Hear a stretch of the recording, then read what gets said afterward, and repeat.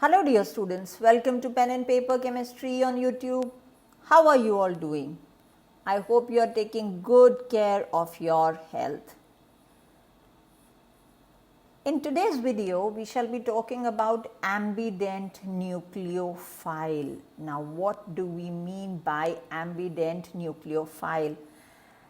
Ambi means two, dual. Dent means teeth or hollow sides, right? So, something which has two teeth or two sides of attack are known as ambident. Just like you have the word ambidextrous, that means people who can use both their hands. Ambi means both, dextrous means the hands. Nucleophile, nucleo means nucleus, loving. So, those nucleophiles which can attack from two of their sides are known as ambident nucleophiles. Now, why am I introducing ambident nucleophile in the midst of resonance? You see, ambident nucleophile is a little confusing concept to understand. So, I am taking the example of an ambident nucleophile CN negative. So, what do we do is we first draw the Lewis structure of CN negative. Now, in my previous videos, I have already discussed. So, what do we do is we find the total valence electrons for the entire set. So, that is 10. Then we complete the octet of the side atom. Then we complete the octet of the central atom. If the octet of the central atom, the host is not complete. So, what do we do is we convert it into a double or a triple bond. Then we calculate the formal charge. The formal charge on carbon here is -1. The formal charge on nitrogen here is 0. Now, for those who are not yet fully conversant with the drawing of the Lewis structures, I have a separate set of videos where the Lewis structures have been explained with the help of a beautiful and a smooth flowing flow chart. Just go through that. Practice 2-3 structures and you're good to go. So, we've got over here, this is our final structure of CN negative. Now, we know that CN negative is an ambident nucleophile. It's nucleus loving because it's got a negative charge. So, it will like or try to attach itself to a positive center because itself it is having an excess of electrons. It's charged, right? We notice that when alkyl halides, they react with potassium cyanide, alcoholic KCN, they tend to give us the product as cyanoalkane. So, RBr plus KCN alcoholic gives us RCN plus KBr. Now, the same alkyl halide when reacted with alcoholic silver cyanide gives us a different product. Now, what's different about this product? See carefully. It's RNC plus AgBr. Now, what's the difference in this product and the previous one? Here, the bonding has taken place through nitrogen, RNC. Notice how the bonding has happened between the alkyl carbon and the carbon of the CN group. There's nitrogen over here. So, nitrogen is the linking atom. Whereas, when we are talking about the cyanoalkane, then carbon acts as the intermediary between the alkyl carbon and the nitrogen. Now, why does it take place? What I have done is I have tabulated it for you. You can actually note it down, note down this table after pausing the video so that you have your notes ready for offline reference. That's why the name of the channel is Pen and Paper Chemistry. So, when I compare the behavior of KCN and I compare the behavior of AgCN, potassium cyanide, it's basically an ionic compound, K positive, Cn negative. Now, again look at the structure of Cn negative. Cn negative here is going to behave in this structure. wherein the carbon carries the formal charge of -1. So, it is the carbon atom of this molecule which is going to attack the alkyl group of the alkyl halide. So, R positive, Br, or if you do not consider it as an SN1 reaction, even then if we say this is like here bromide, what will happen is the electrons of the carbon which will attack the alkyl carbon. Whereas if we see the behavior of AgCN, now AgCN, silver, because of its large size, gets polarized. So, it has a predominantly covalent character. Remember the Fajan's rules that we did in chemical bonding?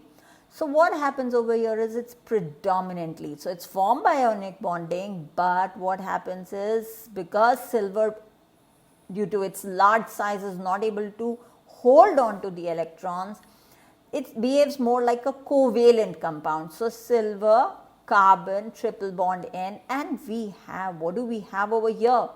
The lone pairs on the nitrogen. Now, let's see again. The formal charge on carbon is 4 minus 4, that is 0. Formal charge on nitrogen is again 0. But because of these lone pair of electrons, what will happen here? I've got the alkyl halide here. What part of the CN group can attack the alkyl carbon? Yes, of course, the lone pair of the electrons can incite the alkyl carbon to become attached to it, and that is what happens over here, resulting in the formation of RNC as a predominant product. So, we have our major product as an alkyl isocyanide when you are reacting with alcoholic AgCN, and we've got a cyanoalkane when you are reacting it with alcoholic KCN. So, you see how your Lewis structures are helping you to make understanding of the behavior of organic compounds and the products formed in a particular reaction so easy. Let's apply this ambident nucleophile. So, that is why it's called as an ambident nucleophile, attacking through carbon or attacking through nitrogen. But don't just memorize. I'm going to take another example over here. So, what about NO2? NO2 negative. Now, let's see whether it can behave as an ambident nucleophile or not, and under what conditions it is going to form what kind of products. Don't just memorize. So, again we go on to drawing its Lewis structure. The total valence electrons 18, we draw step by step, and again we calculate the formal charge. The formal charge on this oxygen is -1, the formal charge on oxygen with a double bond is a 0, whereas the formal charge on nitrogen is also a 0. Now, if you notice over here, what is there? Oxygen with a -1 charge. In other words, this is the part, this is the end which is nucleophilic. It has got an excess of electrons which it wants to do away with. It's excited, it's super happy that I have an extra electron. So, I've got again two behaviors, alkyl halides plus KNO2. I get alkyl nitride as the main product. Whereas if I take the same alkyl halide and I react it with alcoholic silver nitride, I'll get a nitroalkane as the main product.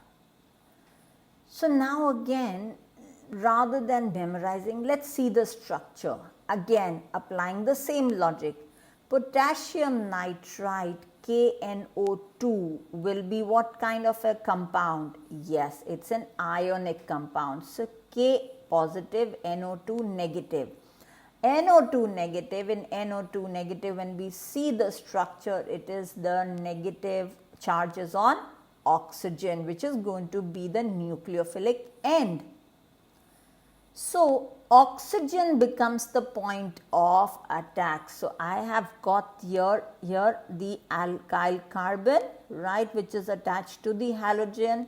So the oxygen attacks the carbon here. If you talk about an SN1 reaction, then also it is our carbon which carries a positive charge, and the nucleophile attacks the carbon, the positively charged carbon. So what will happen if oxygen is attacking? I will have RONO as the product, which is called as alkyl nitrite according to the IUPAC system. Come back to the same logic for silver nitrite. Now silver nitrite, again, because of the polarizability of silver, it is a predominantly covalent compound. So covalent means AgONO. Now what is available? It should be oxygen with a negative charge, but we see over here that oxygen is happy to make a bond with silver. It is happy handling the electrons of silver. So on one side it is attached to nitrogen, on the other it is attached to silver. With the result, now what is available to form bond with the carbon of the alkyl group? Yes, it is the nitrogen. So what will happen is the lone pair of electrons on the nitrogen, which become the nucleophilic end, attacking the carbon of the alkyl group. So we have the lone pair on nitrogen, which are the point of sharing electrons with the alkyl group. So what will happen over here? We've got a nitroalkane as the major product instead of the alkyl nitrite. Similarly, when you get other nucleophiles, so for example, we talk about the thiocyanate ions. So such structures also, or such behavior, can also be easily explained with the help of Lewis structures and a little bit of logic. You don't need to memorize anything. In fact, after making these videos, I realize your resonance, Lewis structures, electrophilic, nucleophilic behavior, a lot of these things can be explained if you know Lewis structures and formal charge. And that is why in my video on Lewis structure, I have given this nice flow chart to make your understanding of Lewis structures very, very clear. So please feel free to go through this chart, copy it down on a piece of paper, practice just 5 structures: molecules, cations, and anions, and you are good to go. Just 5 of these and you will be very, very confident in Lewis structures and formal charge. And once that is done, oh, resonance is a piece of cake, right, which you can thoroughly enjoy. So see you in the next video. Please take good care of yourself, your health, and your family. See you soon in the next video.